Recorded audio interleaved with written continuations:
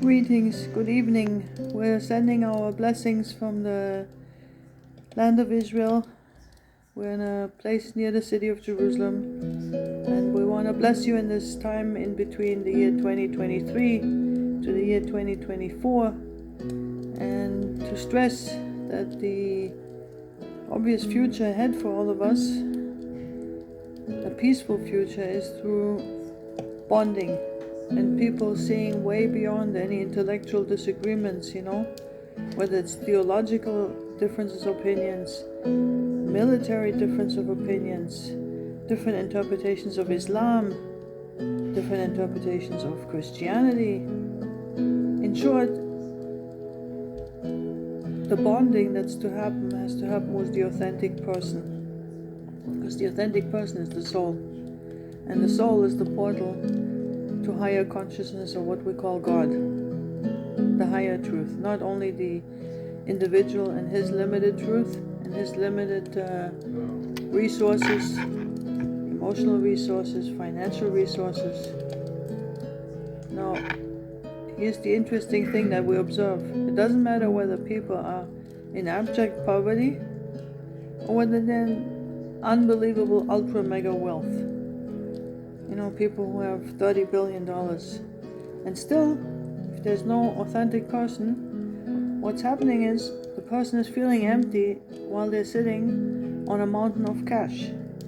Could also be the other way around. It could be that the very wealthy person is very conscious and is very humble and is a big philanthropist and shares this wealth with lots of people, right? That could be a great way.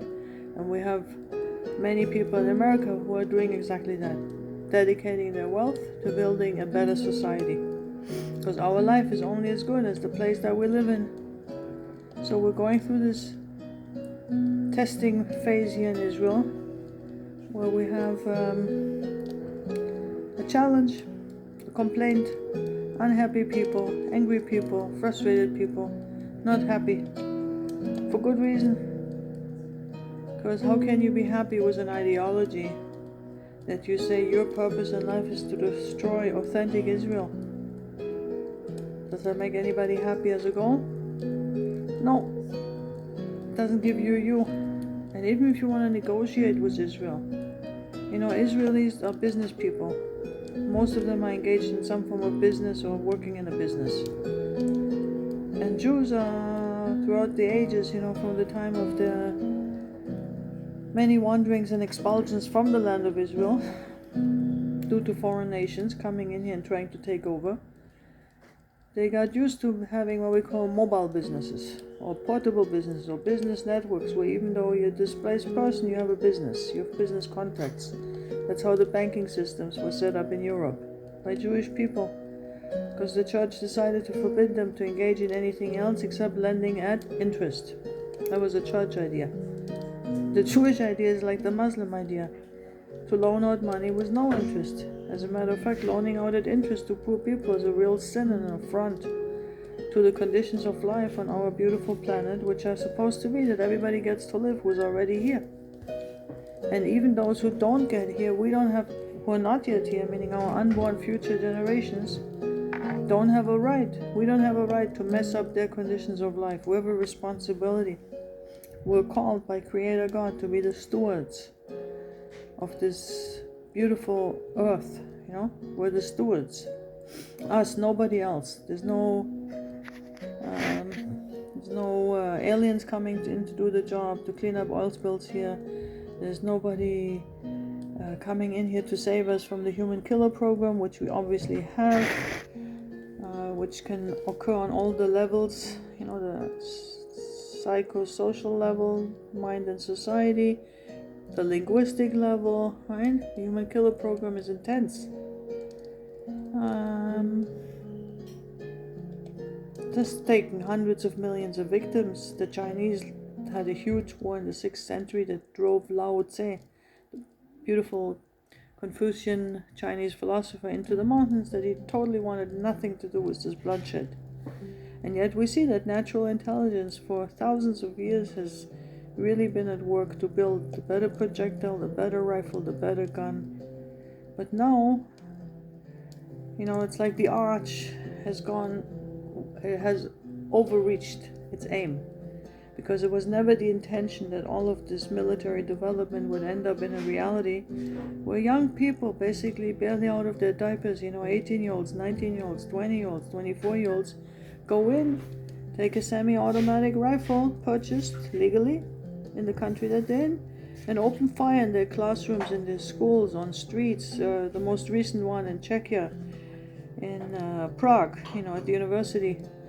An individual first, God forbid, ends up killing his own father, and then like another 14 at that university.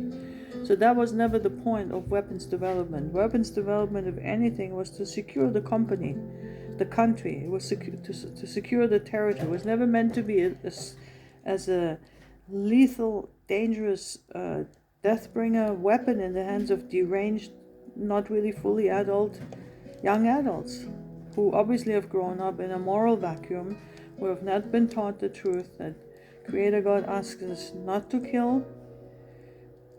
He asks us not to shoot one another. He asks us not to go after our emotions, but to have our mind rule our heart. This is our mind. In Hebrew we call it nefesh maskelet. Here's the heart. The heart has a good inclination and an evil inclination. It's not that people are evil, but they have an evil inclination, and they are commanded by Creator God to take a hold of these base instincts, the revenge, the anger, the hatred, the despair, the sadness, right? So, cognitively, we have a lot of power up here. And then there's a neck here, and the neck is a bottleneck, because all that wonderful knowledge that we have up here, now we gotta get it down into the heart where we're excited and motivated and want to do it. We want to clean up our neighborhoods. We don't want guns in our neighborhoods. We don't want shooting. We don't want the US citizens as taxpayers to finance $1 billion into Gaza every few months so that the money gets to Hamas. And Hamas has a clear goal. We want to destroy Israel. Even though Sinwar, the head, got his doctorate on Israeli culture in an Israeli prison, and not only that, when Sinwar had brain cancer, he was brought into the best Israeli hospital, I don't know which one, and he was operated, so he lived. And now we have like two teams here, two sports teams, but it's not sport, it's real life. We have Israel, the people of Israel, about 7 million Jewish people living in Israel, another official 7 million outside the land of Israel, and perhaps another 10, 20, 30 million crypto Jews. So we're a little people with a little bit of land, little bit of land, but we bring bracha to the world. We bring blessing. That's our purpose. That's how we were DNA'd by Creator God, who promises that those who keep His divinely revealed Torah of 613 commandments, who have an exoteric meaning and an esoteric meaning. There's the outer meaning and then there's the inner meaning, and it takes a long time before a person advances in their understanding that they can understand this inner meaning. So the inner meaning is that the Jewish people love the nations of the world. They want to benefit them, they want to bless them. But in the bitter exile among the nations, they now have baggage. And the baggage is that they're afraid, and yet they also feel dependent. They feel dependent on America.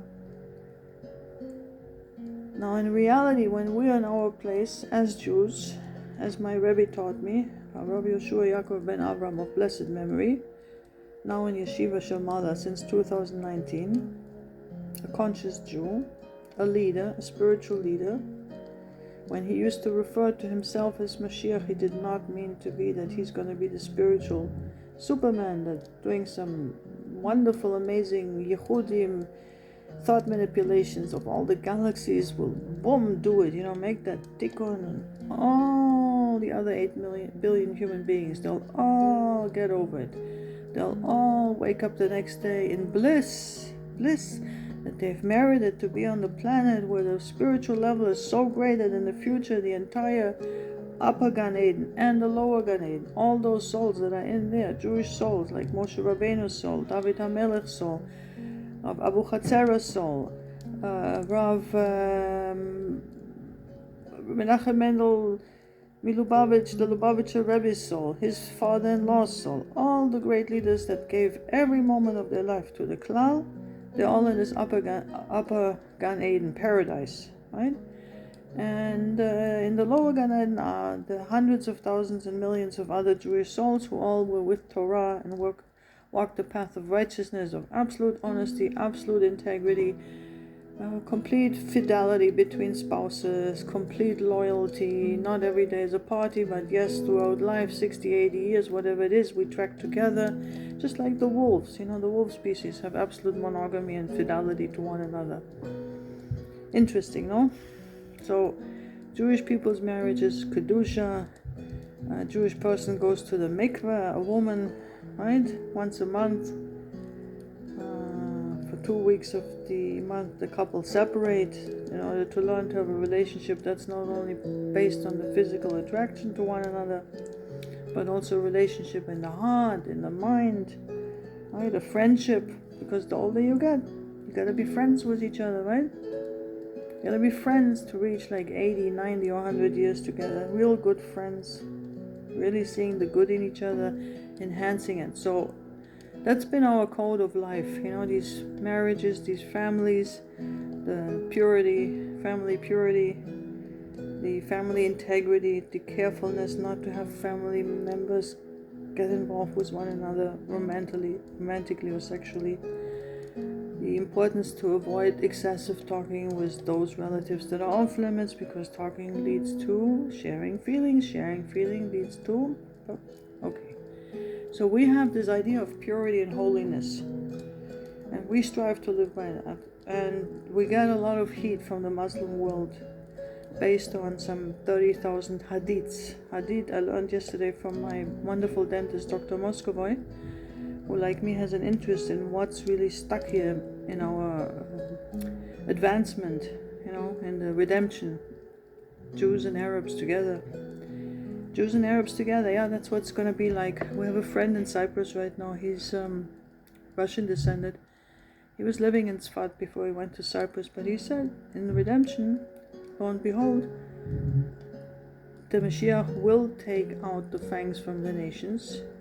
Because one of the things that this man who was my teacher used to say is, once we realize we're all angry children, the children of angry children, and we need to deprogram our own mind of the exile of mind that we exist in, where we didn't grow up possibly in the best of all human relationships possible, so we didn't fully feel or experience, some of us, what it means to be loved, to be validated, to be seen, heard, etc., etc. Others, however, had exactly that.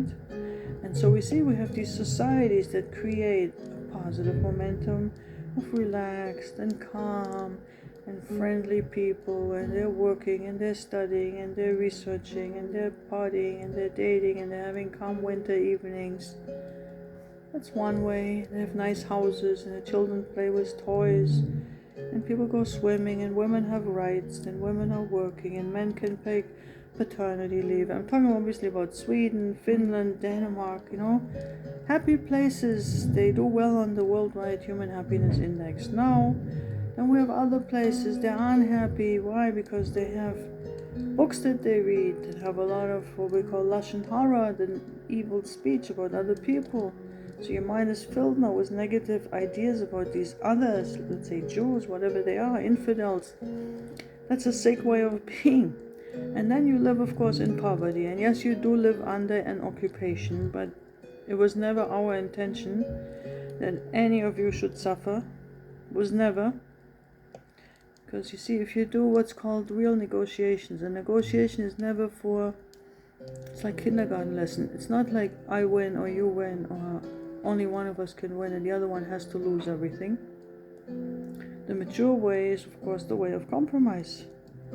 We'll share, we'll get along, we'll start saying positive things about one another. We start appreciating the good in one another. We start being humble and listening to each other. Oh, when I was a few weeks ago in Kirchberg in Germany, I looked again at the Sufi book by Sheikh Mustafa of the Jarai Alveti Dervish order, Sufi Dervish order in Istanbul.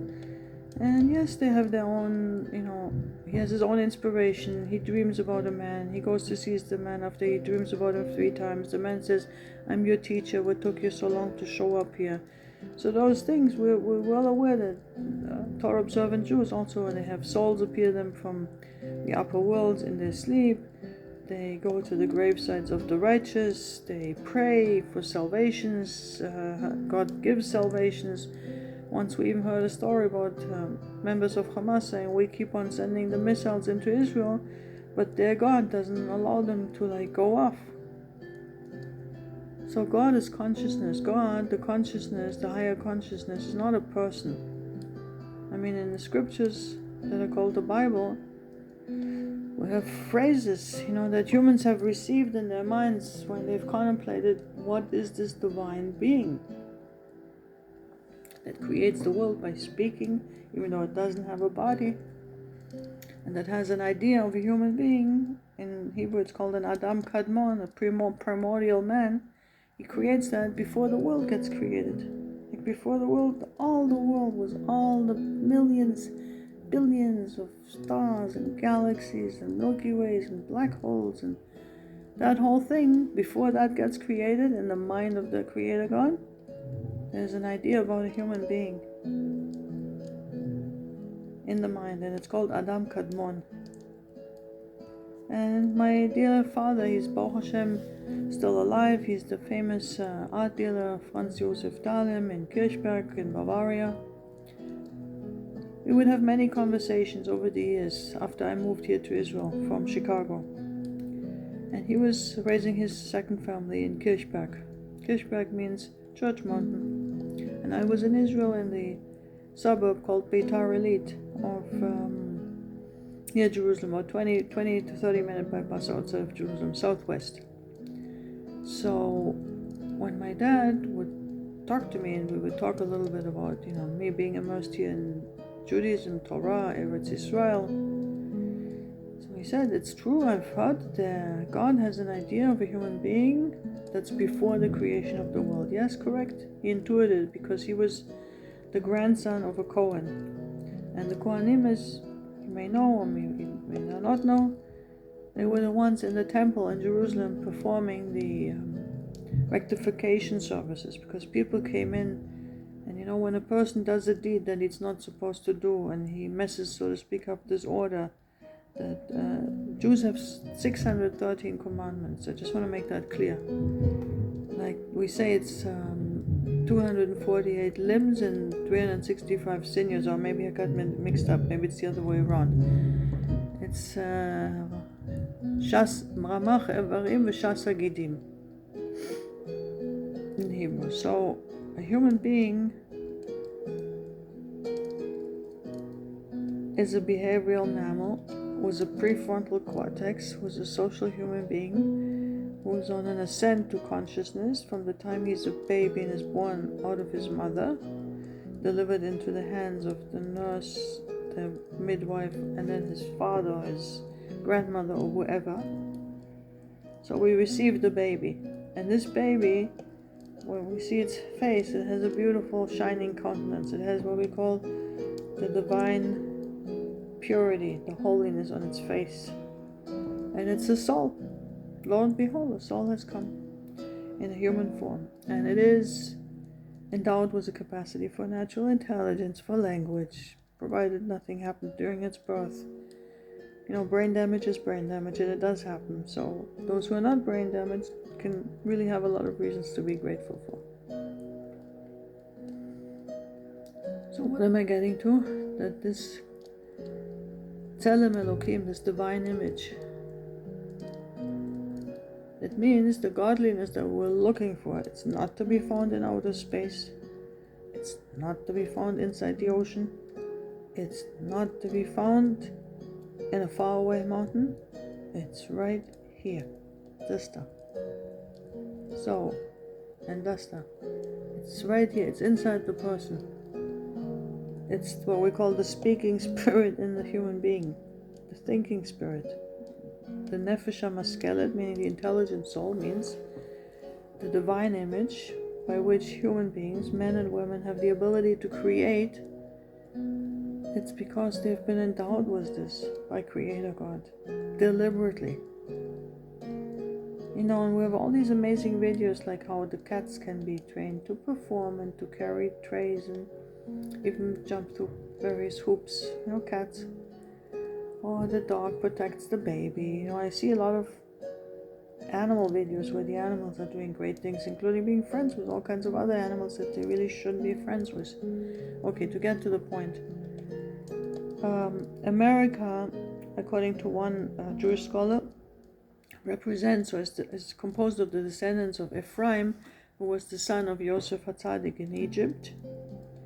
And Yosef HaTzadik had two sons. One was Ephraim, the older, and one was Menashe. And when he came to his father Yaakov, the patriarch, the son of Yitzhak, the other patriarch, Yitzhak, and all of them descendants of Abraham, who, for our Muslim friends, it's Ibrahim. Abraham. In short, it's a man that leaves Ur Kasdim with his wife Sarai, with his cousin, and I think his nephew Lot. And they leave good old Terach behind in Ur Kasdim, where he was running a business creating these idols. What's an idol? It's a clay statue about 2 meters high. You place it in your central room of your hut or your house or your structure, and it protects you. I don't know exactly how people used to do it. Talk about 4,000 years ago, what they would do. I think in the Far East today, they bring food offerings to such idols or statues. In Torah, we make a big deal to not, of course, have any statue that we either bow down to. Islam goes a step further, prohibiting the images. And let's say here in Beta, among Jews, many homes have images of our rabbis and our saints. The purists want the white wall and maybe a rose on the wall, something like that. A picture of a rose. So, when we're talking about pure monotheism, it has to be an upgrade now, because we can't be a human species, that we can't connect with each other.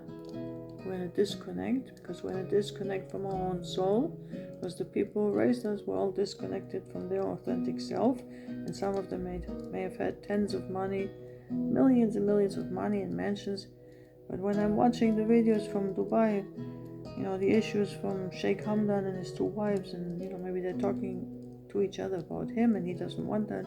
In short, it's not so simple. Money doesn't solve most of these human problems, but we have a wonderful news. In light of the need of the hour, I'm going to begin a Torah lecture series for all our friends here in the Levant who speak English and who want to listen to explanation of Torah that's relevant for people in our area. Because we have what to give and we want to start giving. We don't want to sit here cowering in fear while we're, you know, wondering who wants to attack us next, who wants to destroy us next. We want to start giving something. It's called spiritual welfare charity. It's not from an arrogant place, it's from a very humble place. It's simply to begin sharing in order to fulfill that blessing that we carry, that through the people of Israel, all the families of the earth will be blessed. And if every human being's biggest project in life and dream in life is that their family shall succeed, I'm delighted to kick off our series on sustainable human development, on overcoming the exile programming in our mind, on ceasing to be angry children, the angry children. So if we substitute the word angry for hurting, suffering, deprived. You know, today I heard a story about a woman here in my community. Her grandmother, having given birth to a baby, traveled 3 days on a train in Russia to get to her mother, only to have her mother say, "There's no food here, I have nothing in my fridge, you better take your baby and get right back to your mother-in-law." Now, what kind of welcome is this? Pathetic, right? So that's the alienation of the modern world, where suddenly mothers with babies find themselves shunned by others and thrown out the door. That's the breakdown of the Western society, where love There's a sense of community, connectedness, tribe, working together breaks down. Because couples, as we all know, can't function unless there's a larger family system with some stable communication skills and some good rules. So we want to share the Torah's way for building families. We want to share that with our friends in Dubai, in Bahrain, in Oman, in Saudi Arabia, in Lebanon, in Syria, in Gaza, in Egypt. We want to share that. Now, it's not meant to be condescending, because if I even say the word Gaza, it's almost like, who's gonna listen now? But who knows? I'm listening.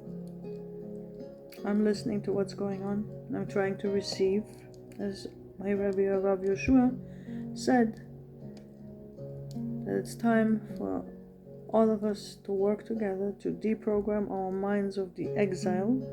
The exile produces death, the exile produces war, the exile produces alienation. There's a cycle, right? It begins with psychic pain, distraction.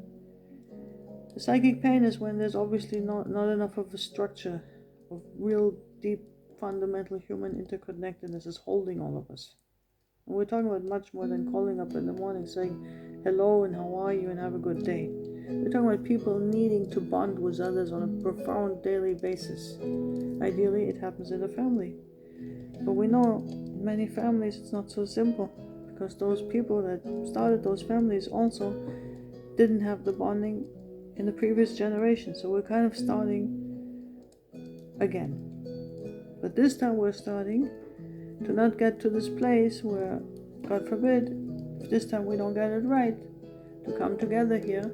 And if we keep on fixating and letting our misguided men clamor for more atom bombs, for more weapons, for more killing equipment, and for more security fences, and for more surveillance cameras, and for more jails, this is not the way. We want to go the other way. We want to go the way that Harav Yoshua Yaakov mapped out for us, that he received from Hashem, and it is called identity resolution. And it's this redemption that we're looking for, right? Where's this redemption? Maybe the aliens are coming to save us. No, they're not coming, sorry. But maybe there's a redemption going on here. So the context of redemption is the word Mashiach is one of the most misunderstood words in the Hebrew languages. Mashiach or Messiah, Mashiach means a person that oil was poured over his head. Oil. Flakon. And the oil obviously was put onto the face, and the oil was on his head. It means anointed. It's the ceremony for declaring somebody being a king. And the real function of a king is to help his people to achieve peace. Because a king who can't lead his people to live in peace, it's gonna be a kingdom with too much bloodshed. Okay, so that's the function of a king. So we have the Prince of Peace, we have the King of Justice, we have the king in the courts, and the king has to be based on truth. Truth involves seeing the reality of the situation. The reality of the situation is that unless we learn to really listen and communicate and build a new life system together, what we have right now will not help us. So I thank you for listening. We're up to our first half hour in an introduction to the Torah for the Nations series by Mrs. Chana Porad from Beit Elid. Sheva Mitzvot Min Noach. That was what was given over to Noach when he came out of his ark with his family. That was what given to him to spread to everybody. And at your service, and I look forward to next round. Look very forward, because we want to get now to the place of how can it be fulfilled that in New Israel all the families of the nations will be blessed. And it's through learning this wisdom, building identity integrated families. Thank you very much. To be continued. One new segment every other day. Started today. God bless. And I'd love to get your comments and your reactions and your thoughts. Thank you. Mrs. Hannah Porat.